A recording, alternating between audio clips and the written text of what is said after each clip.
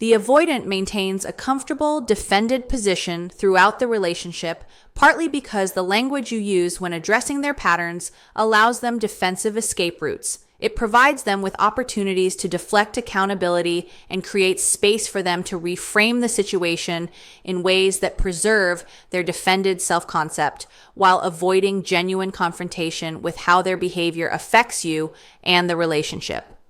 You express hurt, and the avoidant interprets your hurt as evidence of your emotional excess, rather than as a reasonable response to their inadequate presence. You communicate anger, and the avoidant uses your anger to position themselves as the victim of your intensity, rather than as the person whose patterns generated legitimate cause for anger. You plead or pursue, and the avoidant experiences your pursuit as pressure that justifies their withdrawal, rather than as an expression of attachment to someone important. The specific words you choose when attempting to address the avoidance patterns determine whether they can successfully deflect and avoid, or whether they must face direct confrontation with reality. Their defensive structure exists to obscure. Certain statements exist that the avoidant hopes desperately you will never say to them because these statements eliminate their usual defensive escape routes, force direct confrontation with the truth they have organized their psychology around avoiding, and create consequences their defended position cannot deflect or minimize. These statements share common qualities. They are delivered with calm clarity rather than with emotional intensity that the avoidant can dismiss as your overreaction. They place accountability appropriately on the avoidant's choices rather than on circumstances or on both parties equally. They establish firm consequences rather than making threats the avoidant can wait out. They distinguish between the avoidant's feelings and their behavior in ways that eliminate the excuse that good intentions justify inadequate action. They communicate your genuine acceptance and forward movement rather than performing distance to manipulate the avoidant's response. When you speak these truths to the avoidant with calm conviction and demonstrate through your subsequent behavior that your words represent a genuine decision rather than an emotional reaction, you create what amounts to a test of fire for the avoidant. A crisis point where their defensive structure faces direct confrontation with a reality it cannot deflect, where they must either face themselves honestly and choose genuine transformation, or must face the permanent loss of you as the natural consequence of choosing defended comfort over doing the work that the relationship requires. The avoidant's response to these statements reveals everything about whether they possess the capacity and willingness to transform, or whether their defended position is so entrenched that no amount of consequence will motivate them to examine their patterns and develop a different approach to intimacy. I've accepted you can't meet my needs, so I'm choosing myself. The avoidant's defensive structure depends partly on your continued hope that they will change, your ongoing investment in their potential rather than in their demonstrated capacity, and your persistent belief that with enough patience and understanding, they will eventually develop the ability to show up differently in the relationship. This hope serves the avoidant's defended comfort by ensuring you remain engaged despite their inadequate presence, preventing you from making a definitive decision to disengage, and maintaining a dynamic where you continue providing maximum investment while accepting their minimal reciprocation. The avoidant can maintain their defended position indefinitely as long as you continue hoping, continue believing transformation is possible, and continue investing in a future version of them rather than accepting the current reality of who they demonstrate themselves to be through sustained behavioral patterns. The statement, "I've accepted you can't meet my needs, so I'm choosing myself," destroys the foundation the avoidant's comfort depends upon by communicating that you have moved from hope to acceptance, from investment in their potential to recognition of their demonstrated limitations, and from trying to make the relationship work to choosing your own well-being over continued accommodation of their defended inadequacy. The specific power of this statement emerges through several crucial elements that distinguish it from other expressions of hurt or frustration the avoidant has successfully deflected throughout the relationship. First, The statement communicates acceptance rather than anger, disappointment, or continued emotional investment in changing them. You are not expressing that you are hurt by their patterns, which the avoidant can interpret as your emotional excess. You are not communicating that you are frustrated or disappointed, which the avoidant can characterize as your unrealistic expectations. You are not threatening to leave if they do not change, which the avoidant can dismiss as manipulation or can wait out expecting you will soften your position.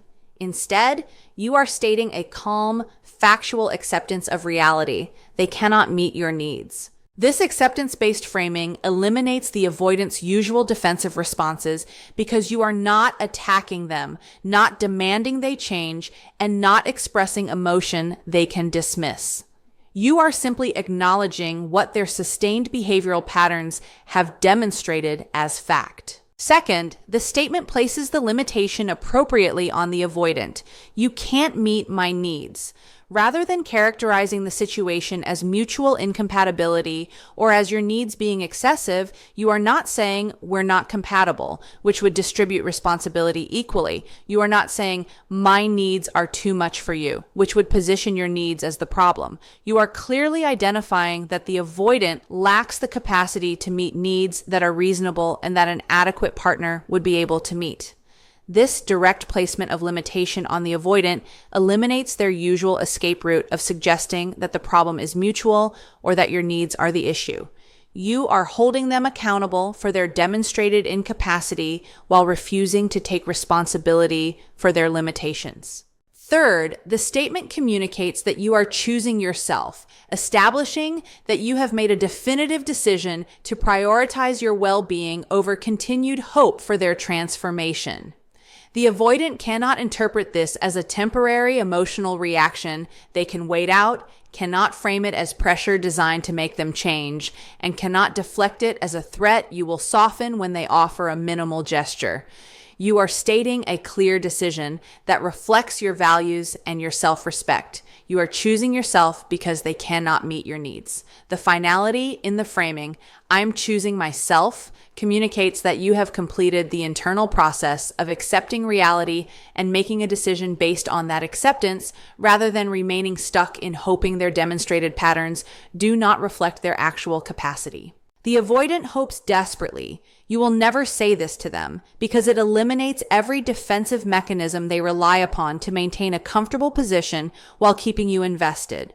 They cannot minimize your statement as an emotional overreaction because you are delivering it with calm acceptance.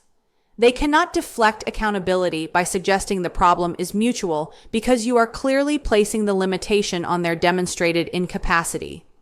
They cannot wait out your statement expecting you will soften because you are communicating a definitive decision rather than making a threat. They cannot offer a minimal gesture to restore your hope because you have explicitly stated you have accepted they cannot meet your needs, meaning you are no longer hoping for change, but rather are acting on acceptance of who they have demonstrated themselves to be. The statement also forces the avoidant to confront that their defended position has consequences they cannot avoid or minimize. Throughout the relationship, the avoidant has maintained defended limitations while facing no permanent consequence because your continued presence, despite their patterns, communicated that their defended position was sustainable.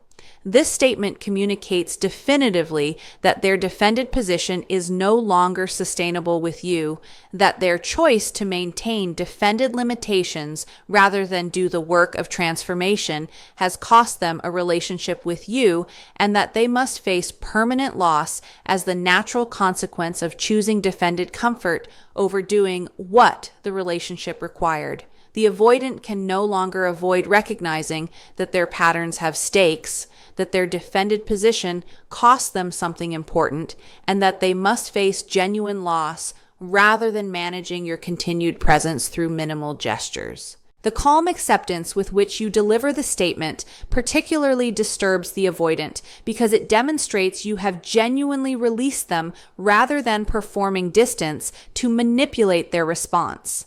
The avoidant can manage your anger, your hurt, your pursuit, all responses that indicate you remain emotionally invested and therefore potentially available.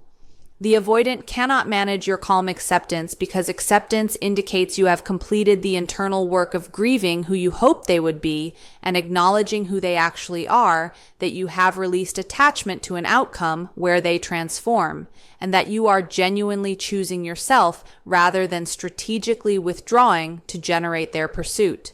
The authenticity of your acceptance, demonstrated through your tone, your subsequent behavior, and your lack of anger or emotional intensity, communicates that you have truly moved from hoping to accepting, creating a crisis the avoidant cannot deflect or avoid. Understanding why the avoidant hopes you never say this requires recognizing that this statement eliminates their comfortable position where they maintain defended limitations while keeping you invested through your hope for their change. The statement forces them to choose definitively. Either they face themselves honestly and do the genuine work of transformation with the understanding that such work is for their own growth rather than to restore a relationship with you, or they accept the permanent loss of you as a consequence of choosing a defended position over the vulnerability that transformation requires.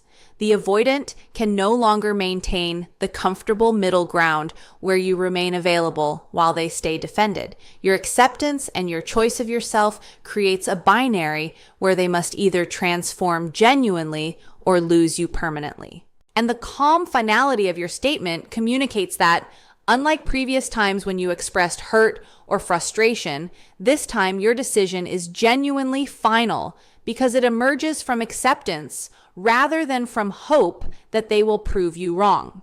Your patterns aren't my responsibility to fix or accommodate anymore. The avoidant maintains a defended position throughout the relationship, partly through an implicit agreement where you accept responsibility for managing their patterns, for accommodating their limitations, and for doing the emotional and relational work that compensates for their defended inadequacy.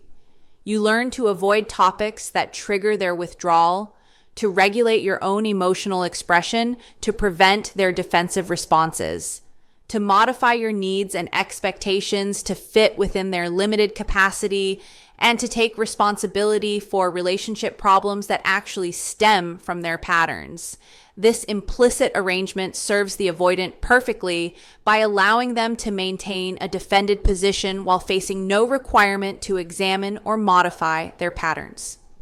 You have assumed responsibility for managing the relationship around their limitations, effectively making their patterns your problem to solve rather than their problem to address. The statement, "Your patterns aren't my responsibility to fix or accommodate anymore," directly challenges this implicit arrangement by clearly establishing that you are returning responsibility for the avoidance patterns to where it appropriately belongs, with the avoidant themselves. The power of this statement emerges through how completely it disrupts the dynamic where you carried responsibility for managing their defended limitations while they remained comfortably unchanged.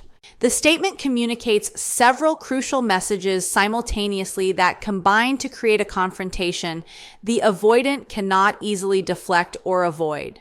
First, the statement identifies explicitly that the avoidant has patterns, behavioral and emotional patterns that affect the relationship and that have required ongoing management. By naming the patterns directly, you eliminate the avoidant's ability to maintain the comfortable fiction that their behavior is simply who they are, rather than being identifiable patterns they could potentially modify through intentional work.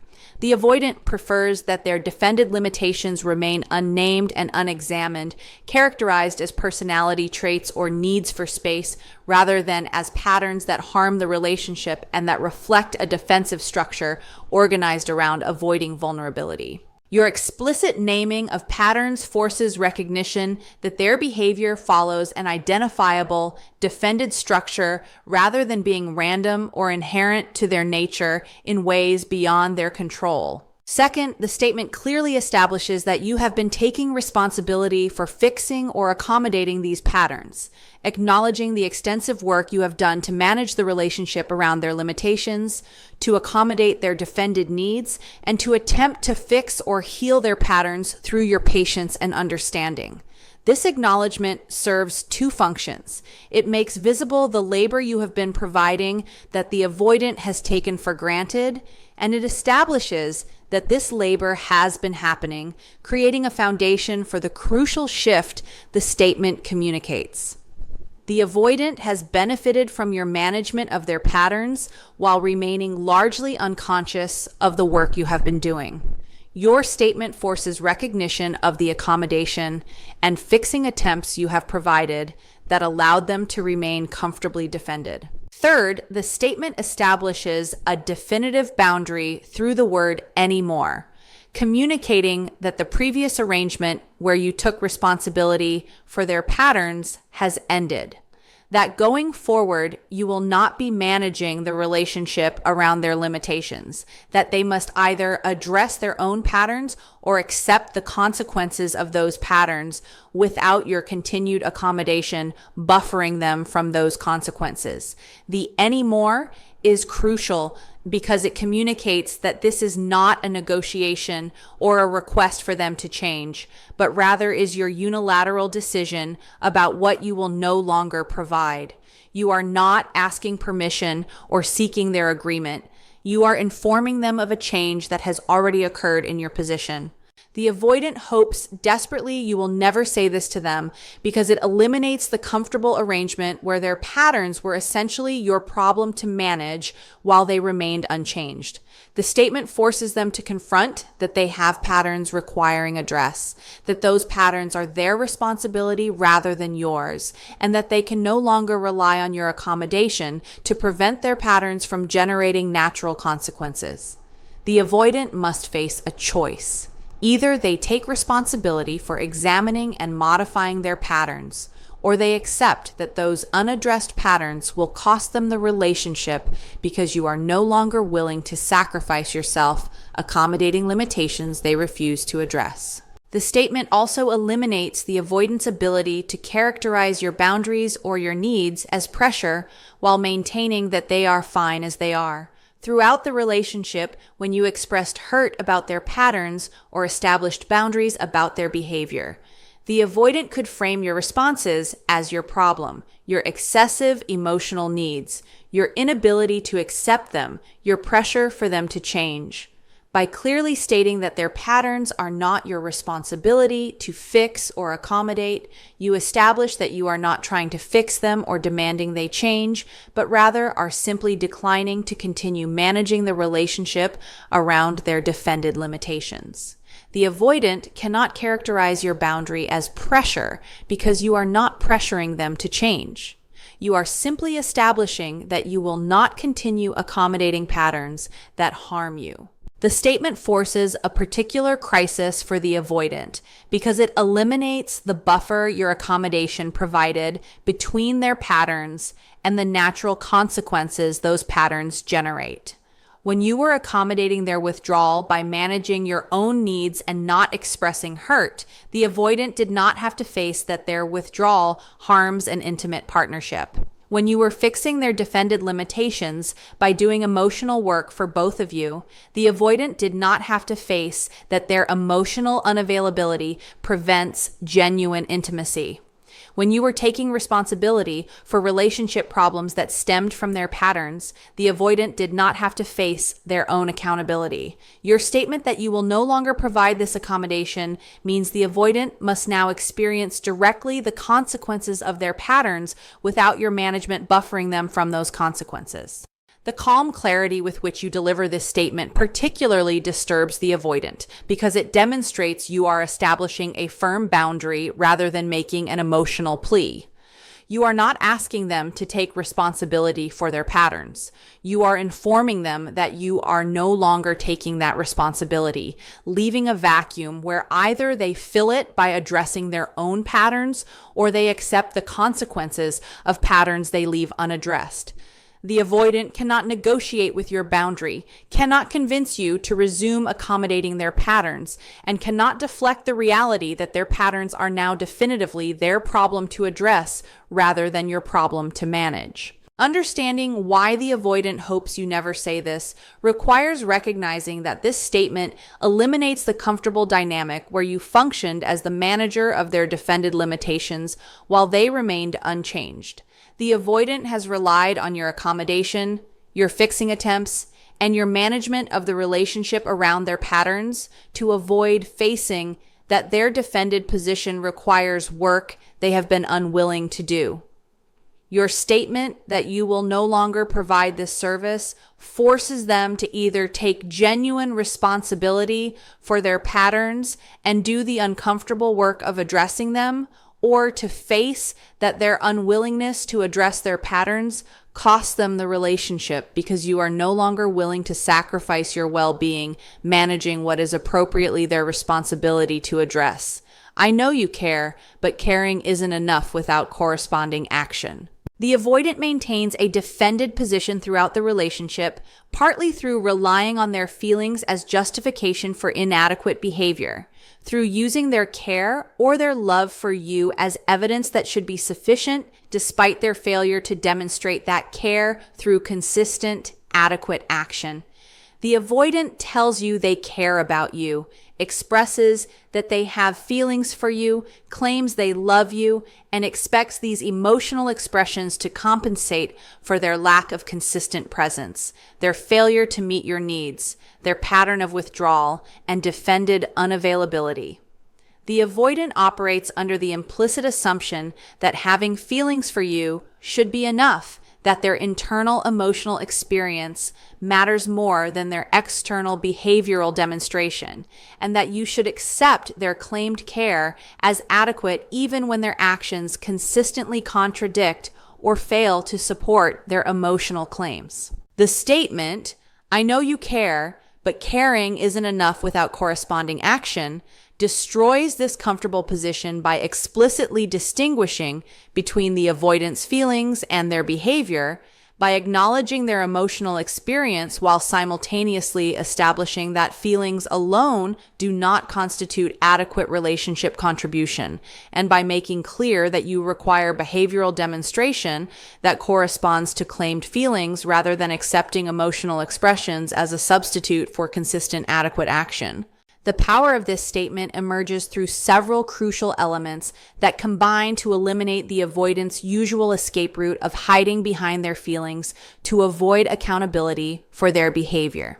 First, the statement acknowledges that the avoidant does care. I know you care. Demonstrating that you are not questioning their feelings, not claiming they do not have an emotional experience, and not suggesting their care is absent or false. This acknowledgement is crucial because it eliminates the avoidant's usual defensive response of protesting that they do have feelings, of providing evidence of their care, and of positioning themselves as hurt that you would question their emotional experience. You are not questioning their care. You are accepting that their care exists while establishing that care alone is insufficient.